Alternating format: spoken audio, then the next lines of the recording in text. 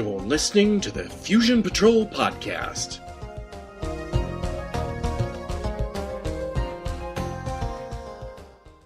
Hello and welcome to another episode of Fusion Patrol. I'm Eugene. And I'm Ben.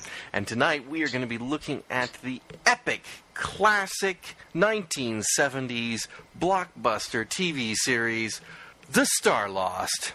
Episode who knows what, but it's called The Astro-Medics.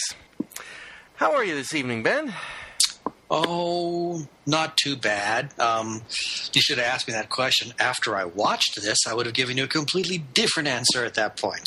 Are you Luckily, looking enough time has passed between then and now, so I'm okay. Are you looking forward to this discussion tonight? Because I know this episode really had some important bits to the mythos of stories. Oh, in the Starlost. I can't wait until we just tear this one apart. I think you're showing your cards there just a little early. But all right. So then let's just start off. How great was this episode? Well, when I watched it for the first time as a teenager, I thought it was fantastic. I was eagerly looking forward to watching it again, even though I had my suspicions that it was not going to hold up. And my suspicions were quite founded. This was really dreadful on so many levels. I'm going to agree with you. This was dreadful on an unbelievable number of levels, and I know we made fun of the man from Atlantis just getting worse and worse, but I genuinely think this is doing it. It in each following episode, it's just can this thing just fall apart even worse than the previous episode? This was just bad. And I know we've made fun of somebody's commentary somewhere along the line that they thought some episodes were written by high school students that got drafted into it, but I could really see how somebody looking at this, you could really, it does not appear to be the work of a professional writer. Oh, heavens no. And I've read fan fiction that's better, and I don't read fan fiction, and fan fiction's terrible. So fanfic is better than this. This was horrible. It's quite bad. But what I want to know is why you, as a teenager, thought this wasn't awful. Because at the time, I was just starving for anything that was science fiction, that I would watch it. I mean, it's like, I can't think of the name of the episode where Devon and Garth get to play Fantastic Voyage and shrink themselves to go inside. Oh, yeah. The circuit. I mean, when I saw that episode the first time, I thought it was great. When I watched it again for our podcast, I found it to be just bad. Same thing with this one. I don't know. I think what intrigued me was just the notion of this medical service that was just kind of following the arc. Here's my lurch. Well, yeah, that is mine now. I thought it was interesting when I saw it way back then. I was like 12, 13 years old. Watched it just the other night and thought, well, one couldn't do the math obviously when you were 12, 13. Well, when I watched it again, I thought, one, how could I? Well, mostly the big reason, the big thought that came to my mind was, how could I have possibly imagined or even thought that this was good when I was a kid? Because this is not good by any stretch of the imagination. Well, that's why I was asking, because I couldn't see how, I didn't make my kids watch it, but I couldn't imagine them liking it either. Yeah, but then again, the only thing I can come up with is it was, from my point of view, it was as new as science fiction for television was going to be. So I was willing to watch it, and I because there was nothing else on. You're playing criminal insanity and desperation. In a sense, yeah, I am. I guess you could say that, because when you're on a diet, and then all of a sudden someone presents you with a turd, and you haven't eaten anything in like 2 years, assuming you're still alive, that turd's going to taste pretty good. This reminds me of a joke that my 6th, 7th, 8th grade math teacher told us. And the joke's about these two homeless guys, and it's like in Siberia or something, and it's frozen. They're walking down the train tracks. They're starving. They haven't had any food in a week, and they come across this dead dog lying on the train tracks, and there's maggots crawling all over it, and it's rotting, and it's utterly disgusting. And one guy looks to the other one, and he says, "I'm so hungry. I don't know about you, but I'm going to eat that, and I'll share it with you if I, if you want." And the guy looks at it, and he looks at him, and he says, "No thanks. I'll have a hot meal later." Ew. Yeah. Which, makes me think of this episode. So Yeah. it makes me, your explanation there a little earlier, I mean, because this This is is the hot meal. Yeah, this is the hot meal. This isn't even the dead maggoty dog. This is No. the hot meal. I mean, this is the hot meal that follows it. I mean, this was bad. So I'll give the dear listener a brief synopsis of this episode so that you don't have to watch it yourselves. But you must. Garth gets hurt, and Devon saves him, but then Devon gets hurt because of Garth getting hurt. Although Garth seems to have been hurt the same length of time that Devon did, but Devon's hurt much worse. And so Devon's hurt. So here they are on this abandoned ark, basically. And, they've had problems before. And Rachel's all freaky because... Because she's Rachel. Yeah, she's Rachel, and Devon's hurt. And so she calls for medical assistance. She asks the computer to send medical assistance, and the computer calls out the medic team that's floating around the Ark on a little orbiting spacecraft that responds to medical emergencies all over the Ark. And they come in, and hotshot surgeons, young Dr. Young and old Dr. Young, and Nurse Chapel, come and rescue them and take them out to the little ship and fly off and give their little prognosis. Devon's probably going to die. And then some aliens come along, and they've got a problem, and so young Dr. Young wants to help the aliens, and old Dr. Young thinks, we should be helping this young man here. And then things happen, and eventually we end up exactly where we started again. Have I summed up that episode pretty much? That was pretty much it. That was pretty much it. Yeah. Now we can talk about everything that was stupid about it. Yeah, if the plot itself didn't sound stupid to you, I'm just going to have to... The details. Oy. So I'm going to start off with a couple... really all I've got here are things to pick on that are so stupidly ridiculous. It's, like you said, it's as if a high school student wrote this episode without ever having watched an episode of Starlost. Mm-hmm. So for starters, Garth, we'll set up the scene. He walks to a room. They're in a medical lab, or some sort of gravitic lab, that was it. And he uses his key card, which they've had for ages. He and Devon have key cards. And he uses his key card, punches the buttons on the little round thing on a wall, and the door opens up. He steps through, door closes, and then beams start whacking him, which strikes me as, the dumbest way to set up a room for doing stuff like that ever. Because then how would anyone ever get in the room to put something in the room to do something with it in this gravity thing room? Mm-hmm. But okay, that's his maybe. So Devon sees that, and he runs up to the door. He puts his key card in. He opens the door, and he goes in, and he drags Garth out. But unfortunately, he sort of gets trapped behind the door, and the thing beams him. And Rachel kind of wakes Garth up, realizes Devon's in the room, and she's like, Garth, how do I open the door? Duh. What bugs me is that it's like Rachel was helping Devon get Garth out of the room. Yeah. And yet she doesn't notice the door closed with Devon trapped inside? That too. Oh, that, for some reason, that set the tone for how bad this episode was going to go. Yeah, you have to be just right. You just have to be right off. But you have to accept the fact that Rachel has not, in all this time, figured out how to open the standard door everywhere on the ship. And yet she was able to operate some computer machinery in the one episode I mentioned earlier where Devon and Garth had to psychically miniaturize themselves. She watched it done once and was able to figure out how to do it from that point. Well, that was different from working a door. Doors are tricky. Oh yeah, doors are much tricky because it's only 3 buttons instead of 12.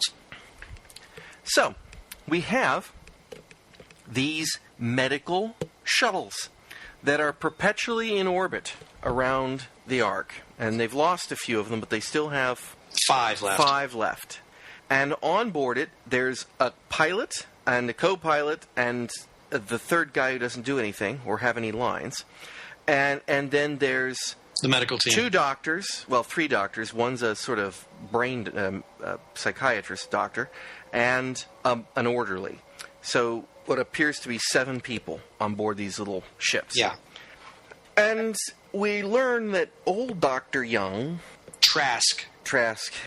Old Dr. Young, Dr. Trask, he used to be like the greatest surgeon ever, and now he's getting old, and his son is a jackass to him, and he's taken over as chief doctor on board this 2-doctor, 3-doctor barge, and doesn't let his dad do anything because he's an incompetent old senile git, or senile. What do you call him? Senile? Yeah, senile. Senile. Old git. He doesn't even know how to pronounce the word.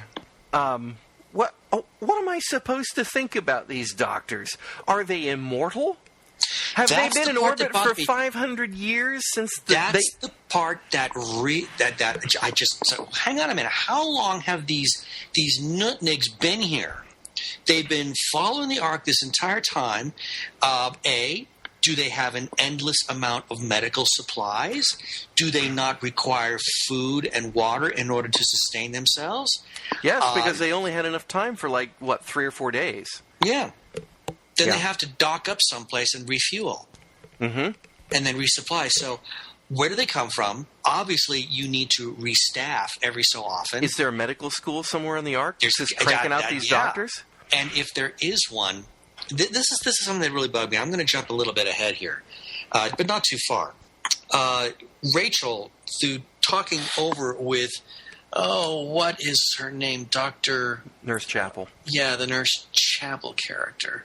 She looked so much like Majel Barrett in the first shot, I thought it was her. When she walked in, I thought, they got Majel Barrett on this show? Oh no, that's somebody else. Yeah, it did kind of seem that way. Anyway, I can't think. Oh, Dr. Jean Pelletier. Oh, yeah, I probably have it written. Yeah, that was her name. Anyway, she tells... Belletti. Okay, that's it. She tells Rachel and Garth, they know about the accident. Right. Well, yeah, so they know? Okay, someone must have told them. They know they're on a collision course. Yeah, they know everything about it. Well, and then Rachel actually asks the one smart question. In the whole episode. In the entire series. Why haven't you done anything about it? Not our job. We're not trained for that kind of stuff. And this goes back to something that you and I have just bitched and moaned about since this series began, and that is finding someone who does know. Given the fact that these are scientifically trained people, I mean, even your bridge crew have some kind of astronavigation and ship operation education. They must be able to find somebody to. I mean, maybe they can't repair the Ark to where it's 100% efficiency, but they can at least do something with it. And just saying, well, out of my league, just throw my hands up in the air. Have a nice day. Something else. There's one other thing about this that bothers me in that kind of jumping ahead. Yes, okay, it's ridiculous that they are so focused on their mission of saving people's lives that they can't be bothered to try to address the problem of everyone going to die. And they know all about it, but does that mean they know how long it's going to be? They don't get into that. No. They're going to crash into it. Rachel does ask another question. Surely you have pilots or something. It's like, this ship is too simplistic compared to the Ark. They'd never be able to figure it out. Okay, you don't need to. We know where there's a group of kids who've been training for 500 years to pilot the Ark. And you guys have a ship, and you have blueprints of the entire Ark because you have to fly everywhere around the Ark to respond to circumstances. And not one person of our insipid trio bothered to ask, hey, have you happen to got a map of the Ark where everything is? This is one of the things that really bothered me about the series. If there was ever going to be a series that was, please pardon the pun, that was Ark that was Ark related, in that where you could actually make reference from one episode to the next, this was it. I mean, I understand that it was given this sort of anthology kind of treatment to it, but this really is a series that just begs for some stronger continuity. and having them refer back to that group of kids, or the group of high priests that had some very ancient texts that described certain operations of the ship. I mean, these things they've already learned about them.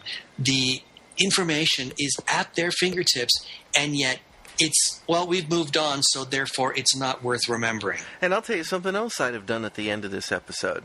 I would have said, look, I'd like to stay here on your medical arc, and when you respond to emergencies all around the ship, we'd just like to pop our head out and ask a few questions of people and say, hey, do you know about the arc having some problems? And maybe you could help us. But instead, they decide to leave the medical arc behind and head off and back on their solitary, ridiculous wanderings around the ship without knowing where anything is. And the fact, and this is the other thing, the mere fact of the way the Astro-Medics, how they respond, we learn this from Rachel as she contacts the host. May I be of assistance? That was freaky good. Oh, thank you. Obviously, you are dealing with communities with some sort of they're technologically savvy. In order to be able to contact, get in touch with the host, have the host contact the Astro-Medics, because Dr. Jean makes it quite clear that they are very overworked and woefully understaffed. So they're very busy all the time. They're going to all sorts of different places around the arc. In fact, we see it happen at the very end of the episode. Why they never go to Cypress Corners? Well, that's right. They don't go to the primitive places because the primitive places don't know how to contact them. They only go to the advanced ones. This is clearly an excellent opportunity. I mean, granted, okay, so we've had one episode with that order of priests that had the ancient texts about how everything in the ark worked. Okay, great. That's one enormous coincidence. But I'd be more inclined to think that contacting more advanced civilizations still on the ark, I would think that's a better bet in getting the ark fixed and back on course, wouldn't you? I think anything that they could have done in this episode would have been better than what they did. And just walking off and, I mean, you have no idea who you're going to come in contact with if you just kind of meander off on your own, or if you're going to come in contact with anybody. By staying on board this Astro ship, there's an excellent opportunity to continually come in contact with other communities, other biospheres, to try and get more pieces to the puzzle put together and try and fix everything. But no, this just it makes for very, very bad episodic writing. Okay, so let's leave that aside for a moment because we'll come back to it with the aliens. There's a subplot of high drama in this episode, in that Garth really feels bad because he nearly killed Devin. I'm worthless. I'm useless. I can't do anything right. I should be there. Blah blah blah. I lost the girl. He's still pining. I think he's still pining over that one, to be honest. Really, that was not a loss, Garth. That was absolutely a win, getting rid of Rachel. Yeah, really.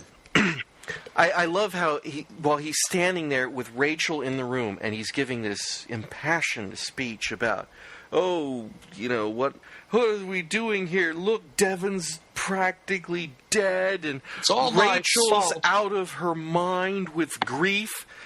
I felt that really felt wrong, just with her sitting there in a chair, not incapacitated or anything like that. I mean, yes, she was upset, but I would hardly call half out of her mind in grief. It seemed very condescending that he would talk about her in the third person while he's standing next to her, to the doctor. It was such bad writing and such bad acting, and it just it was bad melodrama.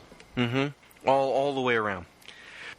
Young Dr. Young thinks that there's not much hope for Devin. Oh, he's pretty much already signed Devin's death certificate. We can make him comfortable, but, even if we did some stuff, he'd probably not be the man he once was and be paralyzed or stuff like that. And Old Dr. Young is a little bit more compassionate and a little bit more optimistic. And then the aliens arrive. They get a call for help from some aliens who are having in an interstellar probe, or intergalactic ship, wasn't it? Intergalactic, yeah. Intergalactic cruiser or something or other.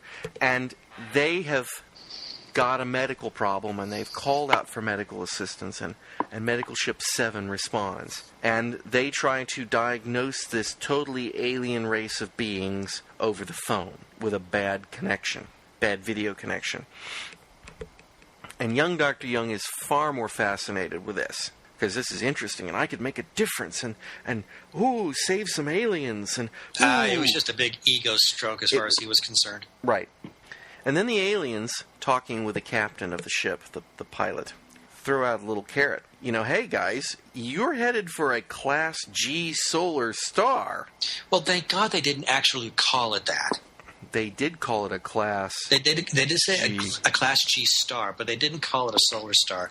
Because I just would have had to put my fist to the TV if they had called it that again. Bad enough that they knew it was a Class 3 star. They're using the same classification system as the humans do. Yeah. You're heading for one, so I suggest you should change your course.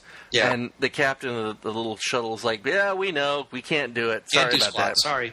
And they're like, well, maybe we can help. Help us and we'll help you. And I'm thinking, wow, intergalactic ship, sure, they ought to be able to handle that. And so now for the rest of the episode, these guys are, young Dr. Young is obsessed with solving the aliens problem and doesn't really care about Devon's problem. And so it's all just sort of, Rachel, please help Devon, and father and son conflict and whatnot. So let's just say straight to the chase. Of course, old Dr. Young saves the day here. He figures out what the problem is. The problem is that these aliens are reptilian, and that their planet has no variation in temperatures. And these aliens have built an intergalactic spaceship, and which I presume that they had, before they got to intergalactic spaceships, they might have had interstellar spaceships, and then perhaps interplanetary spaceships, and then perhaps suborbital spaceships, and, kind of like the progression that we would expect the human race to do. And in all that time, they never figured out they needed air conditioning. I would give them just one little. I was trying to rationalize it by saying maybe their environmental unit went a little wonky, but no, it doesn't work. That's not what they say in the story. The doctor says they never realized that they needed to regulate the temperature on their spaceship. That's like saying you never realized you needed to bring oxygen along with you when you went up in space. It's so unbelievably stupid as to be beyond belief. That's what unbelievable actually means. It's literally unbelievable, because I literally don't believe it. So that's like, again, maybe not even high school, maybe junior high or late elementary school at this point. So now there's another drama going on, because this story is like jam-packed with drama. The spaceship decides to go out and intercept the aliens to help them, the medical shuttle. And Garth realizes that if they go out and help the aliens, young Dr. Young's never going to bother to help Devon. So he goes up to the cockpit of this spaceship, asks one or two questions, like... what does this button do? It wasn't quite that bad, but it's like, what would you have to do if you had to abort or something? He said, well, we've got that all-stop button there. And so Devon hits the all-stop... or Garth hits the all-stop button, which now basically shuts the engines down. Yeah, he shuts the engines off, and they go into a drift. And he then holds three grown men at bay. With nothing. With nothing except his wit. But based on those three, they were pretty witless too. And actually had acting even worse than the rest of the acting in this one. And some of the dialogue between the pilot and the navigator, perhaps he was? Astro-Navigators, I think what they call them, or Astrogator, I don't know. Where, you'd have dialogue like, can we get out there? Punching in, I'll have the coordinates, or I'll have the figures through the computer in a few minutes, so my question is, can we get out there? We can get out there, sir. The question is, can we get back? Actually, one of the ones that I liked was, give me those figures, man. I can give you those figures, but you're not going to like it. Yeah. I don't care if I'm going to like it or not. Just give me the figures. It was hysterical dialogue. And so now they're drifting, and so they're not even going to be able to make it to the ship. But fortunately, the aliens, kind of help them out a little bit, and because they've got better computers, despite the fact that they don't have air conditioning,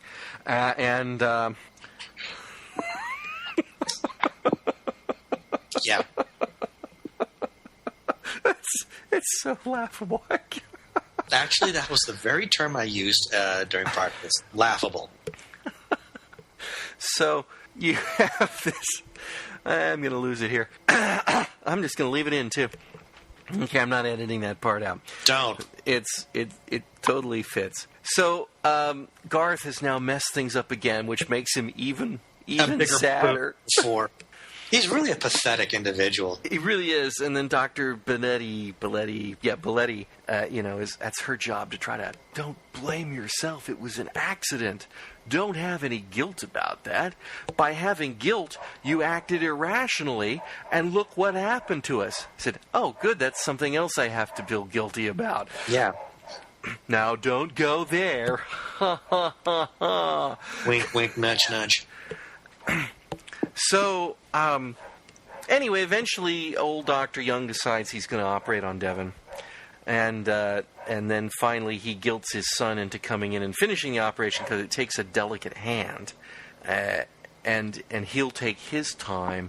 He recognizes again that his dad really was a great surgeon and not a senile old git, and so he gets his dad to go do the diagnostic work, and his dad solves the problem, but for a really stupid reason, too. Like, the operation's over, and he asks his son how he is. And he says, yeah, his temperature's up a little bit, but he'll be okay. Or he's got a bit of a fever, or something like that. And he goes, wait, temperature? Yeah! They don't have a pineal gland, or something like that. Yeah, something regarding the hypothalamus. Yes, so the hypothalamus. They don't have one. And that was it. Anyway, the surgery turns out good. Devon's saved. The aliens managed to meet up with the Ark. No, they don't. They got close. They didn't dock, but they reached the point where they were in visual range of each other. But then they solved the problem over the phone, so they didn't need to dock up and do the medical. So that gave them enough time to get back to the Ark, if and only if they could do the computer calculations fast enough, which they couldn't. But fortunately, the aliens' computer just did it for them like lickety-split, and they were able to get a course to fly back, and then the aliens said, sorry, we're too busy to help you, maybe next time, and leave. Yeah. Like, the Astro-Medics you guys ship, are great beings. Like, their computer could not have been running the computation that entire time. I don't know. Well, I think maybe they didn't know where the Ark was, but the alien ship did. So that's possible. I mean, their computer's fast enough to do it, but I think that Medic Ship 7 didn't know where the Ark was. They lost its position from their drifting. So it was necessary for the aliens to give them the calculations, but then for the aliens just to say, well, thanks a lot. We really think humans are a really good race, and we hope you sort out your problem about that Class G star, and bye. We don't have time. It's like, you were about to die. I think you could turn up late at your next assignment, which I hope isn't a planet, with ice on it or something. Mm-hmm. Because you are supremely not suited to be out in outer space. And you know what the part that really scared me about this episode? Oh, what? I mean, there was something that really scared me. Because I don't know if you... No, I know you know. I'm sure that you've seen this over the years, because American television shows are not particularly subtle about this. You can almost always spot an episode of a TV show when they're trying to set up a possible spin-off series. And the way this one ended, I didn't catch it till right at the end, but right at the end, then I'm suddenly like, wait a minute. They might actually be setting this up as a spin-off. Of just Astro-Medics? Yes. You know how they're like, we've got an emergency in section Dome C-47. Let's go to it, people. This was the 1970s, and medical dramas were huge then. It's like Emergency being spun off from Adam 12. And it just had that feel. And I'm like, you cannot possibly be so deluded as to how bad this show is to think that you could pull off another one, particularly with this cast. I mean, they were the only one that was any good at all was the old man, and that's not very good. But no, anyway, I walked away from that episode going, please, no more Astro-Medics. Luckily, we don't get any more. No, we don't. No, indeed, we don't. So, what else have you got on your reams of things to pick on? Well, let's see. One of the things that really bothered me is this whole thing about the medical ship drifting. Now, let's just take some basic physics here. Oh, wait a minute, I forgot. We are thinking that kindergarten students wrote this episode. They wouldn't know about basic physics in space. How once a ship... an object in motion stays in motion. Exactly. Thank you. The Newtonian law. Just because Garth has hit the abort button doesn't mean that all of a sudden the ship has just suddenly stopped. It is logical to assume that once they got some kind of bearing as to where the alien ship was, that their computers set a course, an intercept course, which would no doubt be a straight line. Oh, well, now just a second here. They addressed this in the episode.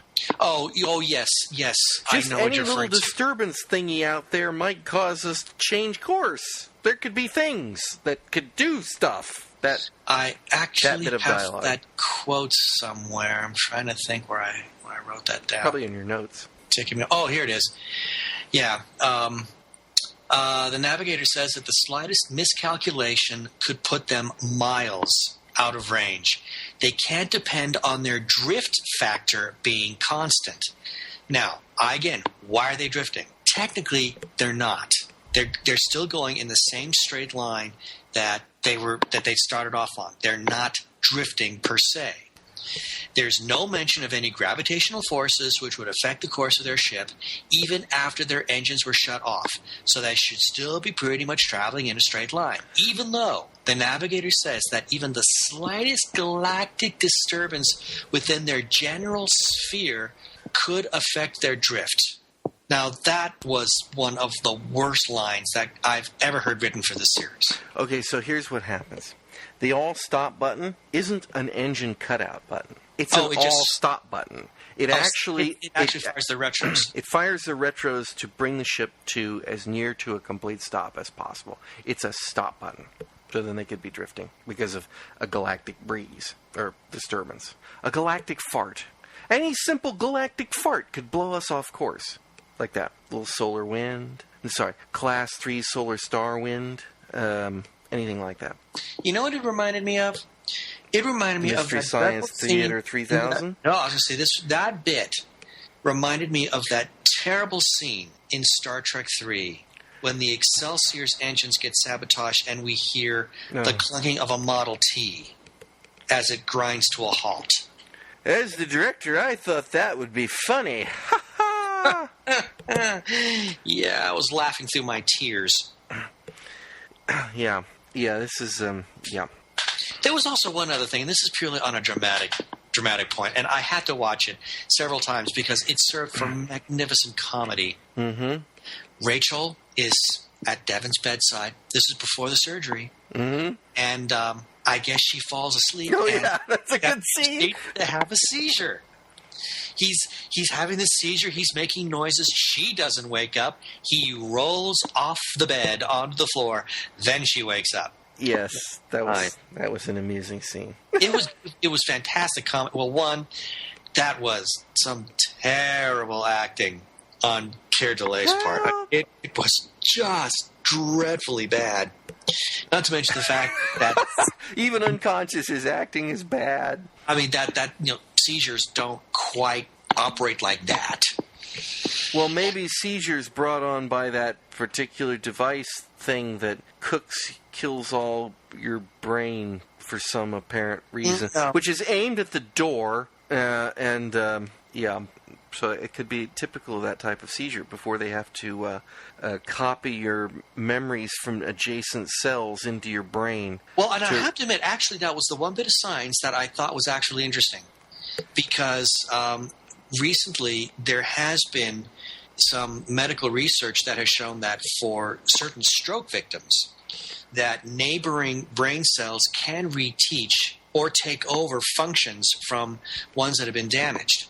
I didn't think that's what they were getting at in this episode, though. They were kind of describing it like you have a seed of a memory in one, and so you're going to transplant it over into a rebuilt one, and I don't know. That's not what I got out of it. But maybe that is where they were going, but that's not what I was taking away from. Christ, I mean, they repeated every piece of medical jargon 3 times because they used stock footage over and over again of them going through the diagnostic procedures. I don't know if you noticed that. I did notice that. But that's not what I didn't walk away from the episode thinking it was all about memory and knowledge. To me, it seemed to be more about simple brain function. And if that were the case, then I would be awfully impressed that amidst this plethora of... elementary students would know about that. Got something right. I just noticed that autocorrect, when I was typing my notes, changed what I was saying. I was talking about young Dr. Young here in my notes. It says, he doesn't give a shirt about Devon. I wonder what I was trying to type there. I'm not sure. Shorts? Could be. I don't know. He wouldn't give him the shorts off his back. Did he shaft? I'm not sure. I don't know. Let's see. What else was really bad about this episode? Music was sucked. Oh, it was terrible. In fact, there's a horrible scene where it's the sappiness of this diatribe. I have the word sappy music here. It's so bad. It's the sappiness. Well, what I wrote is Rachel's sappy diatribe regarding about how Devon will make a full recovery while this horrible music is just being played in the background. I mean, it really was enough to make me vomit. Am I kidding myself, or am I just trying to say it to convince myself, or something like that? I forget. Do I believe it, or that's like right out of Plan 9. I'm sorry, that's a Plan 9 from outer space line. Seriously, it was just that poor. Yeah. Oh, yeah, that was it. They the aliens gave them the coordinates for the Ark. Right. And then the captain said, yeah, well, wouldn't do us any good. We don't have time to calculate the path. And then the alien said, fine, we can calculate the path for you, too. And then I think that's the point when they realized they were just too needy, and they said, we're going to bugger off and not help you fix your ship. Because you're you're hopeless or something. Well, they try to justify it by using a window, as they call it. Yeah, those galactic windows. Yeah. When we have the perfect fuel, ratio of time versus fuel in order to be able to get to a point and then be able to make it back, then it's called a window.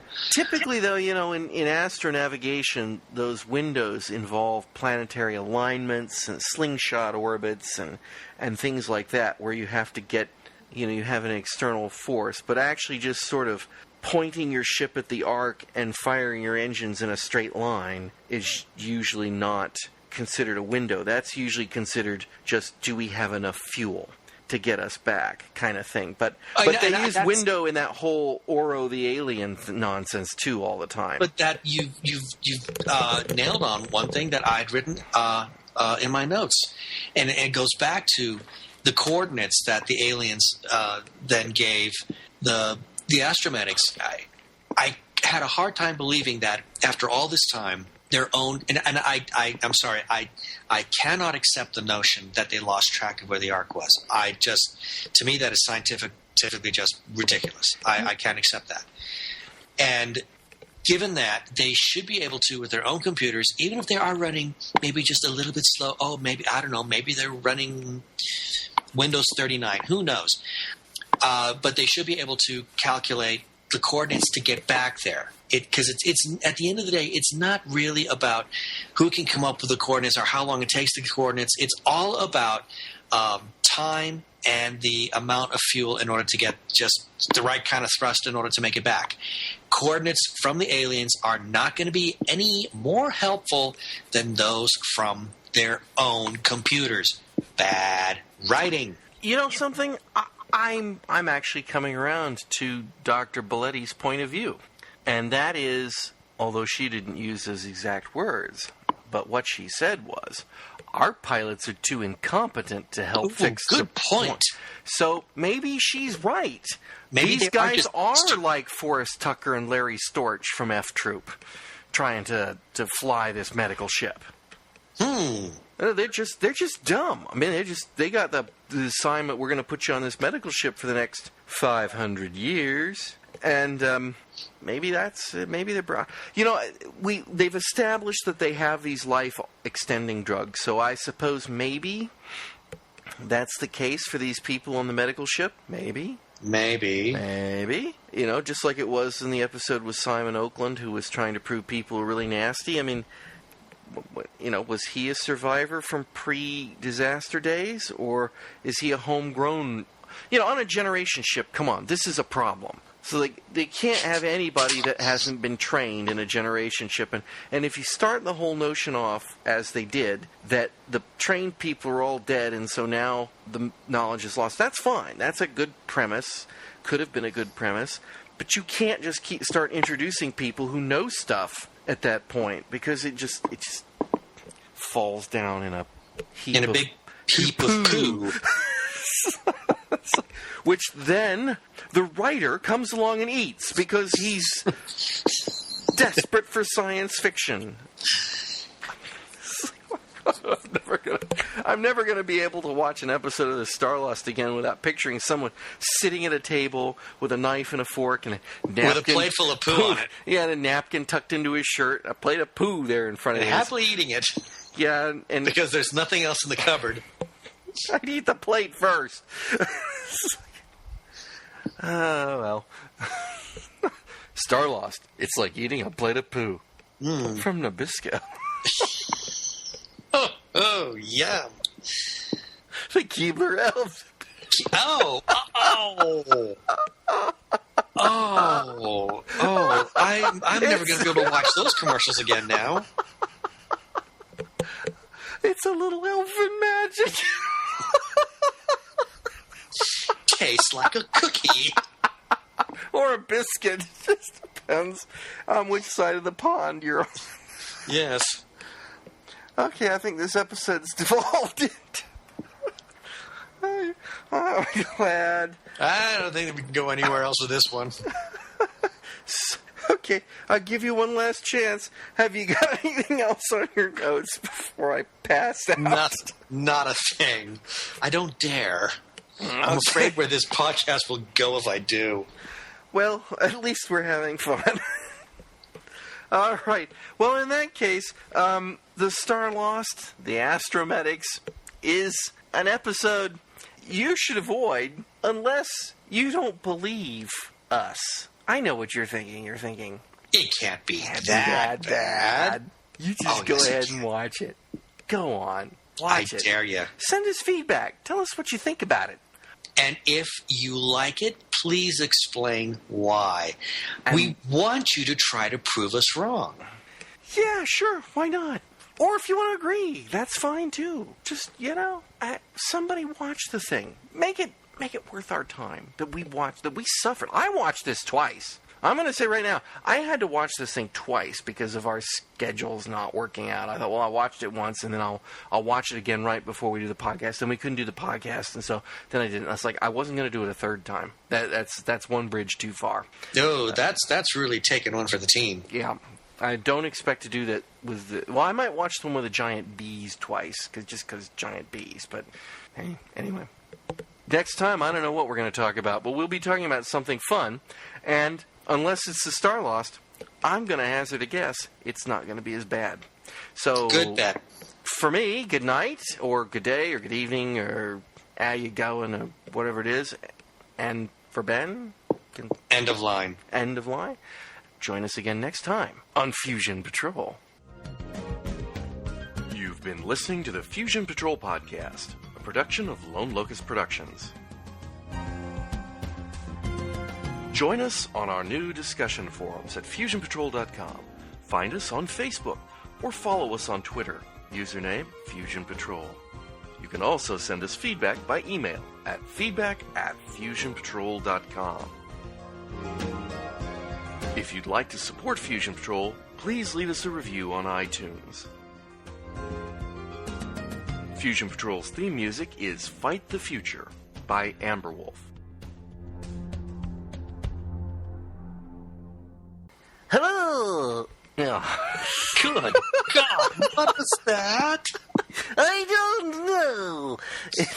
Just don't do it again. That was horrid. Alright, we'll try again.